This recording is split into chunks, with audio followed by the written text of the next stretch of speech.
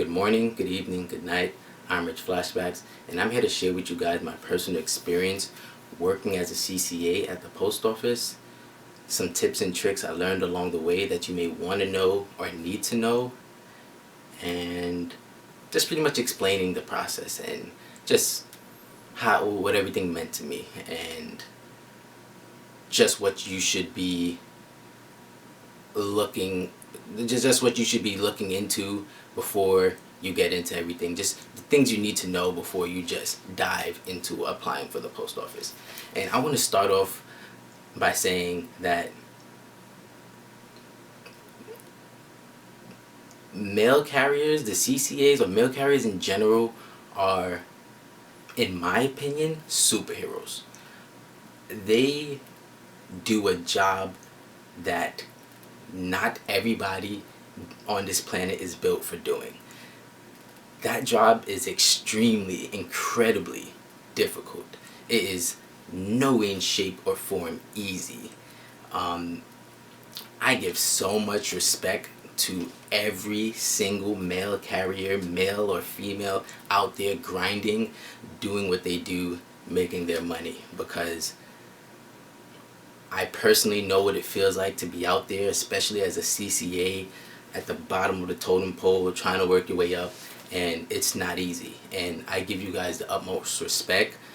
I appreciate you guys bringing my mail, along as everybody else's mail, every day to every single house in the United States. It's actually pretty amazing the way that system runs.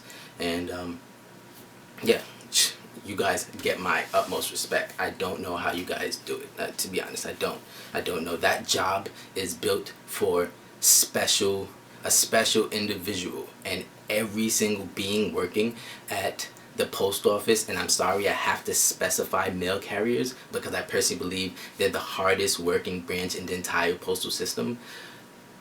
I just have to give them the utmost respect because they get the job done and they make it look easy. And if you see a mail carrier out there on the road and it's hot or cold, just try to offer them a coffee, a glass of water, a bottle of water, just something. If you can afford it, tip them during the holiday season. Like they work hard, extremely hard, and I feel like the majority of them feel extremely underappreciated. It could just be me, but I feel like they feel extremely underappreciated by the public, because I really don't think people understand how hard they work, or maybe they do and they don't care. I don't know, but still, you guys have my utmost respect. Let's get into it. The hiring process. The hiring process is pretty straightforward. You go online, you put in your information, and they primarily contact you via email. So you should have an email that you check pretty often, or if you don't check your emails often, this is the time when you're going to start checking your emails pretty often. You're going to be in and out and just seeing if they're reaching out to you, because that's primarily, they're going to let you know when you're going to be doing your drug test, when it's orientation, if you need any more information, and things of that sort is all through email. I don't think, maybe they called me once or twice, I'm not even sure. I think it was just email through the entire process. So make sure you have an email that you use often to communicate with them and see what's going on. I just want to also state that the orientation process, I feel like a lot of people skim over this process when they get hired. And don't get me wrong, it is boring, but the information you get there is extremely important. First of all, they start warning you. Like, they have postmasters who used to be CCAs and work their way up, and everybody in the company just come and give you talks about the rules and everything, but they warn you and they let you know this is not an easy job. Get out while you can. Like, they warn you, they let you know the best way verbally they can how difficult the job is, but people let it brush right over their heads. That's why I'm making this video, and that's why they're superheroes, because that job is just extremely difficult. And back to what I'm saying, the orientation process is pretty boring, but there's a lot of valuable information in there. I can't remember everything off the top of my head. I will probably be posting some links, not probably, I will be posting some links in the description below, so you can get all the information, the where to go, just where to get everything that I'm talking about, all the information. I'll have all the descriptions below. But the orientation process is pretty boring, but you get a lot of valuable information there. I found it very valuable to read the whole postal manual.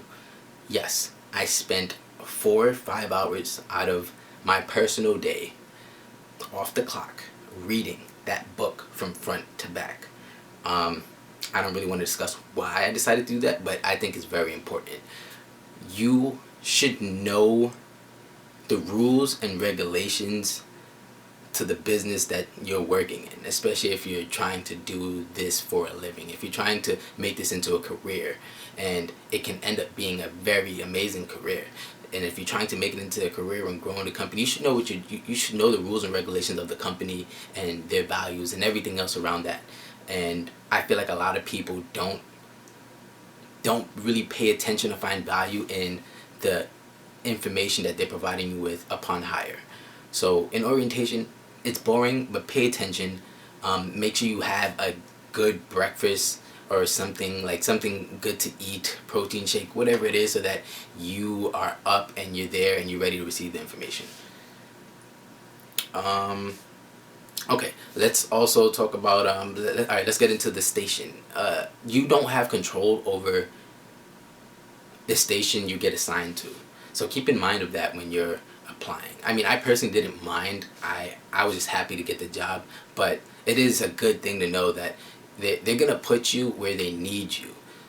They do try to keep you as close to your area as possible so that the commute to work every day isn't astronomical or something like that, but there are those people who do get unlucky and have to do ridiculous travels to get to work every day. And you can transfer, eventually to another office over time, but that also takes time, so be aware that you might not get into the office that you would like. Some people do, but not every. Some people get lucky and get into an office in their hometown, but not everybody gets that privilege. So keep in mind that you don't have control over where they're going to locate you to do your work, to do your mail carrying. But the advantage to that is, when you do get stationed somewhere, you are assigned to that station only, and that gives you the ability to get to learn that particular area, so that carrying mail is a bit more easy. So that's the good part about being stationed somewhere. But as a CCA, right, they can, and there's rules and this and that, but they can, as a CCA, they can, if they need to, and you're not a regular, they can take you and put you in another location where you're needed. So let's say if it's around the holiday time and things are going crazy, and you know how it is. Postal employees, they know how it is, or anybody who delivers anything around the holidays know what I'm talking about, where things are crazy and they may need extra help at an office. They're gonna go and grab a CCA with the least amount of seniority, or however they do it, but they're gonna grab a CCA and they're gonna put them where they're needed. So although you get stationed somewhere, as a CCA you can still get thrown around at different stations. And I mean, you can sort of kind of fight that, but then how do you make your money? How do you get hours? They're putting you, they're pretty much trying to get you work. They're putting you places where you're needed, and probably your home office doesn't have the hours that you may want. So it's a bittersweet thing. That takes me into getting to know people, being social, so that just in case that does happen and you're hopping around the office, you hop around the different offices, locations and stuff like that, you have people to communicate with and fall back on. Maybe talk to somebody in the office who has some sort of seniority there and they've been doing it for a while, who can give you some sort of tips on how to get a particular route done, whatever the case may be. Just being social with your co-workers and management. Alright, let's see what else we have here. You should also keep in mind that as a CCA, they have okay, let's say if you want to, eventually every CCA wants their own route, and they don't want to keep hopping from route to route within their office. And there's a way to stop that as well. I'm going to talk about that. But to officially move up to becoming a regular, there's a list, there's a waiting list for CCAs, and it goes in. I'm not sure if the pool is between like your home office or just the general area, like jurisdiction that you're in. I'm not too sure. It's one of the two. But there's a line to becoming a regular, and you'd have to wait for somebody to either retire or maybe move to another office or whatever the case is, and wait for that line to go up and move up before you can get your own route. And even then, you have to become, you have to be, to my knowledge, you have to be a floater before you can get your own route. And a floater is when you're floating the same 5 routes, 4 or 5 routes, I think. I want to say 5. When you're floating 5 routes, the same 5 routes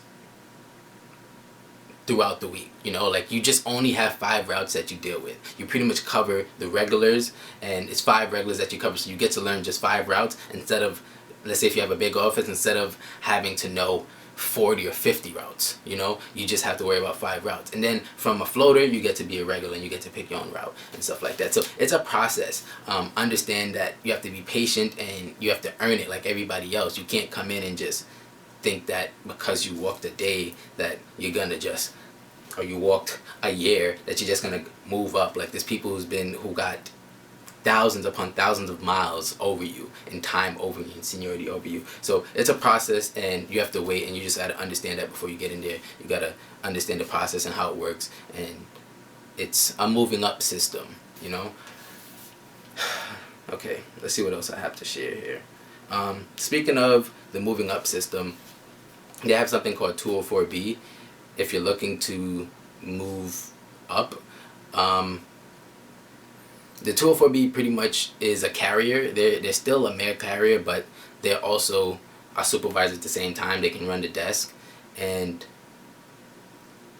I personally, I like 204Bs because they have they're a mail carrier. They still carry mail, and they have the perspective of us mail carriers still, and they're at the desk, so maybe things aren't so, like, the stress and the work and the stress on you probably is just not as bad because they understand, is what I'm trying to say. But it's also a good way to move up and get into management if you're trying to grow in the company, things like that. The 204B, don't think it's easy. A lot of people like to use it as a way to get off the road so that you're not walking anymore, because walking is difficult.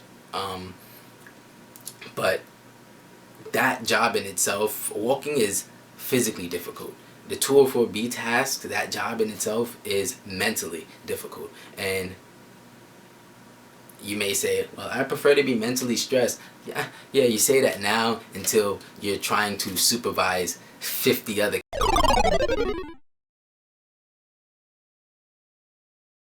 Yeah, like I was saying, you say that until you have to manage 50 other mail carriers on the floor who all have their own personal problems. Maybe you stumble upon somebody who has an injury or a call out or whatever it is why an employee couldn't make it to complete that route for the day. It's now your responsibility as a 204B to make sure that that route gets done by any means necessary. Well, not any means necessary, but you get what I mean. It's your responsibility now. It's now all on your shoulders.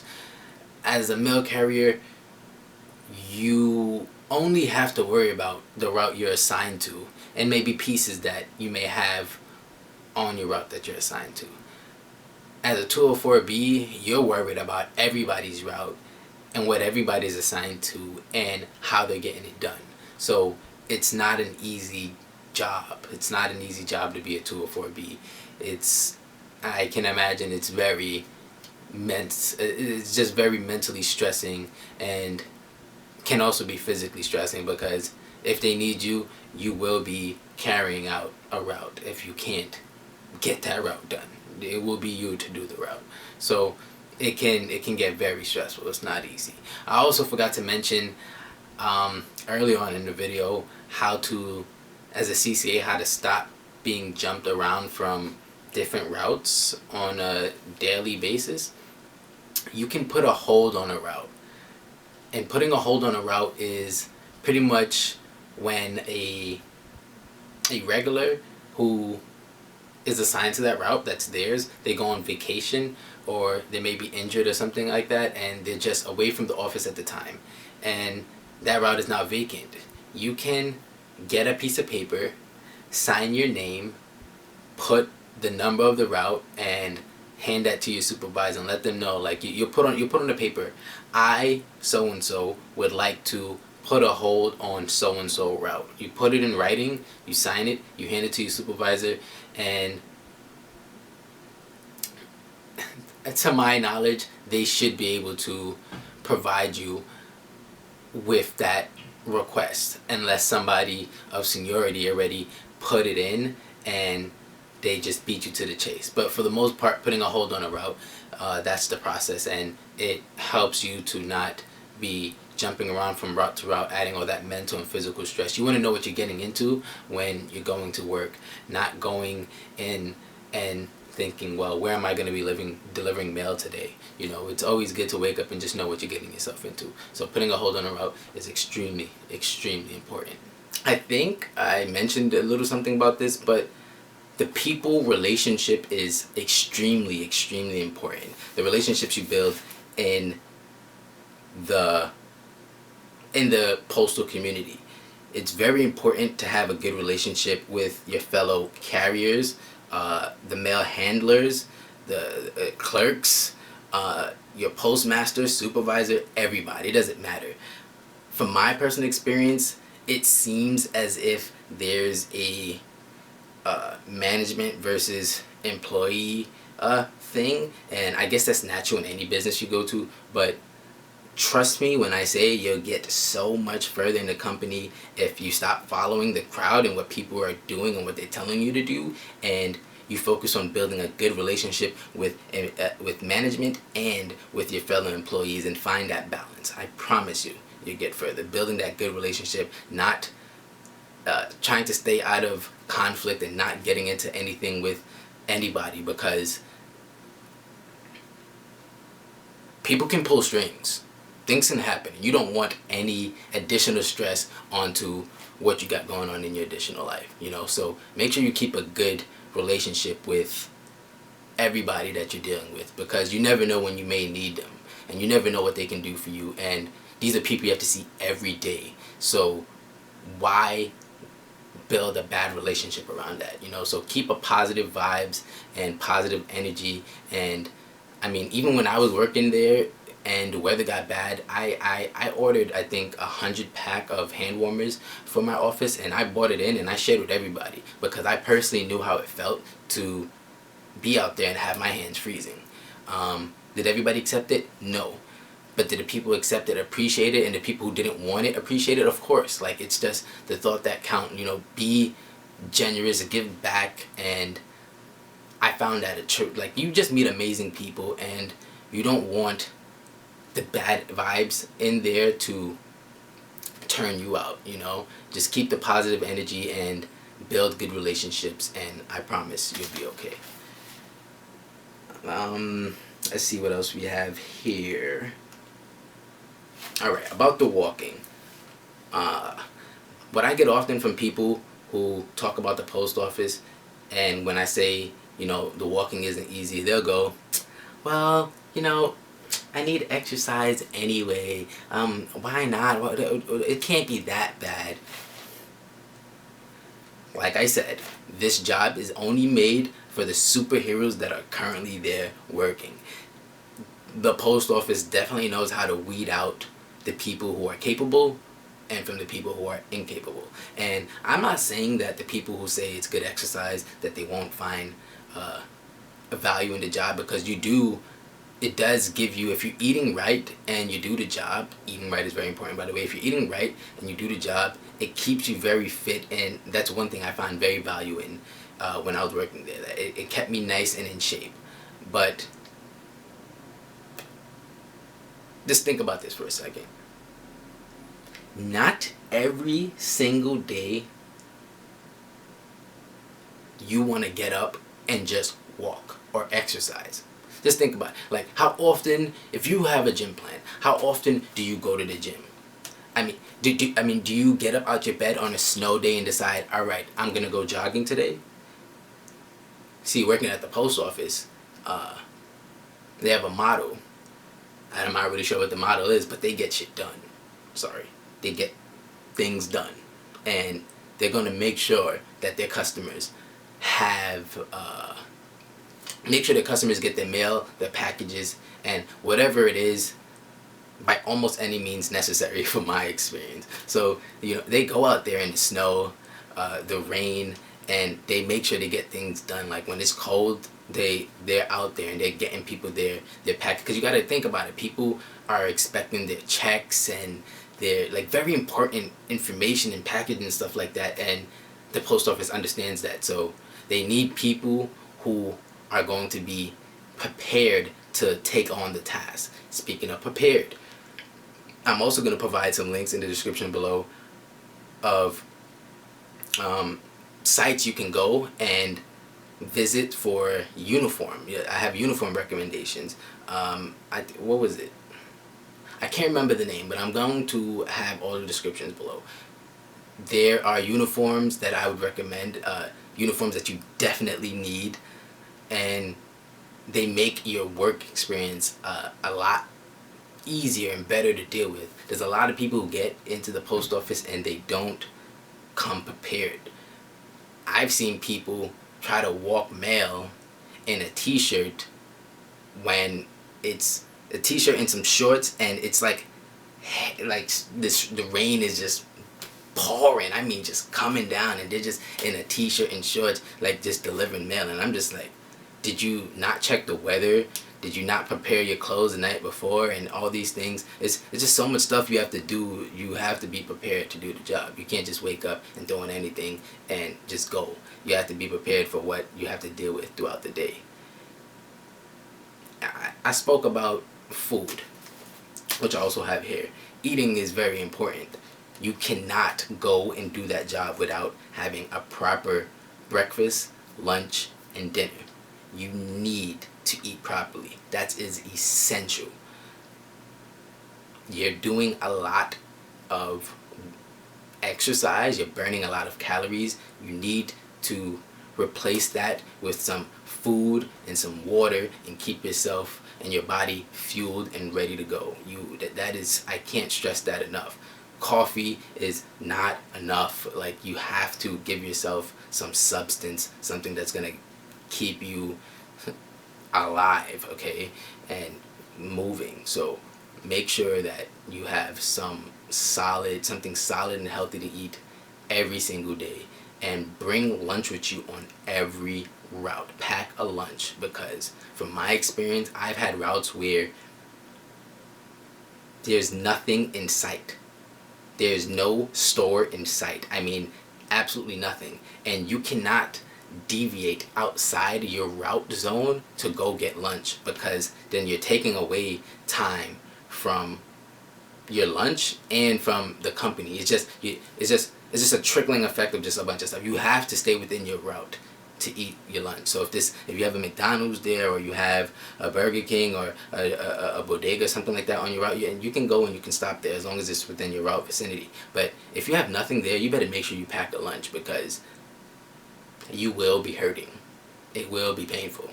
You will be hungry. You will be thirsty. So make sure you pack something nutritious that you can take with you, that's going to keep you going while you're out there, and you're being that superhero that I know you are.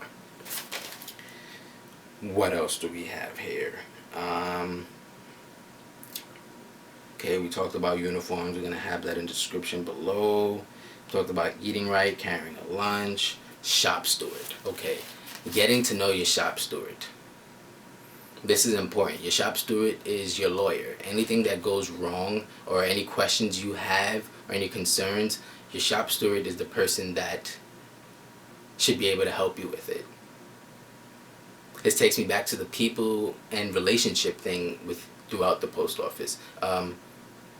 Not all the time every shop steward is gonna have their best interest for you. So it's also good to have a relationship with other people who can pull strings for you. But ideally, I would like to say that, you know, most shop stewards have their best interest for the mail carriers, you know, and helping them out and things of that sort. But getting to know your shop steward is important because they can provide you with valuable information and help you understand certain things better throughout the company. And they're just pretty much the person you go to when you have a concern.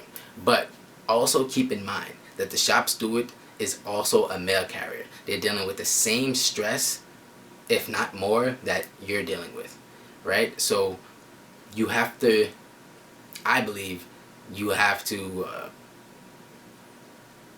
there's a time and place for everything. You have to know, like, I wouldn't approach my shop steward directly after a route because I understand that after a route, you need time to settle down and not think about the dog that tried to chase you, or not think about the bee that tried to sting you, or not think about the hot scorching sun throughout there, or the cold weather they have to deal with, and all those other obstacles that they have out there. Like you have to get that time to mellow out and say woosah. And so don't overwhelm your shop steward. That would make them very, I think that would make them very inefficient for you. You know, they won't be as valuable to you as you would like them to be because they're overwhelmed with their own personal problems and stress and workload, and then you're adding yours on top of theirs. So, you know, but they're good. It's good to get to know them and have a relationship with them. All right, are we done here? Do we have anything else?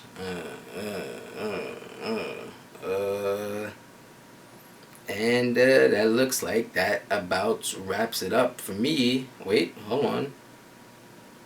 Yeah, that about wraps it up for me. If there's anything else or any other advice or tips I have, I'll probably throw them in another video, make another video. If you guys want me to make another video about tips and things that I may have learned.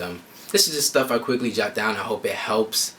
I have tons of ideas that would help along the process if you're trying to grow yourself as a postal employee.